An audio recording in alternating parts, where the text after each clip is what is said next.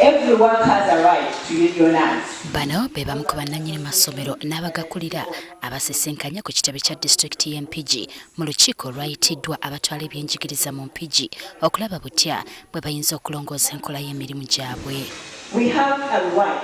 Mu bimu ku biteekeddwako essira y'engeri gye bagenda okutondawo enkolagana ne gavumenti sako n'okuddamu okwekebejja abo abatannaba bakutuukiriza bisaanyizo ebyabaweebwa minisitule. Mu lukiiko luno bano bategeezezza nti bafubye okukola ekisoboka okulaba nga batumbula ebyenjigiriza.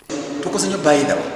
Omwaka ogwaggwa by report the first 10 schools in the district zaali bizo keza government. So imagine omuntu walowooza wagamba nti government schools tezikoze bulungi. I think yetaaga okukola yakola analysis reconciling n'inspectorate emuwe ekifaananyi ekirungi primary schools. Era bano balaajana lwa misolo egibabinikibwa emiyitirivu egibafuukidde ekizibu. Wesanga nti waliwo omusolo gwe bayita operational tax ogusolozebwa town council. Ate bwe bavaawo ne batugamba buli kapande ku watadde ku tawuni akakyama ewo olina okukasasula omusolo. Olina okusasula omusolo ogwa local service tax guno gwe musolo gw'oweera buli mukozi.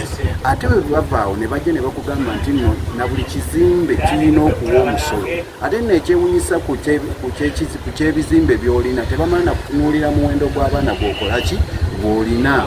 Tewaliyo kyamaanyi nnyo kye musobodde tuyamba nga bwe muyamba government schools ng'ate naffe tuwa emisolo yadde okutuwaayo kalaturini nti kati namwe mugwasizeeko awo naye nga ebintu byonna okusinga kimutuwa bwe tujja okukola supervision.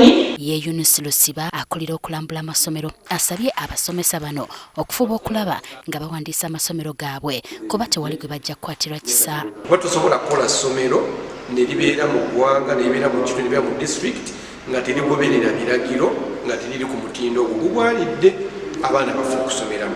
Mu kubaanukula RDC Amos Kigozi Sempala abeebazizza ebyo bye basobodde okutuukiriza wabula n'alabula abo abatafuddeyo okutuukiriza bisaanyizo n'okuliisa abaana obubi ate ng'abazadde babasaba ssente mpitirivu. Omwana owa P1 n'asasula biliyoni nga 2 ekyo olaba kumpi eziweerera wa university semester namba olaba nga nakyo kinene nnyo.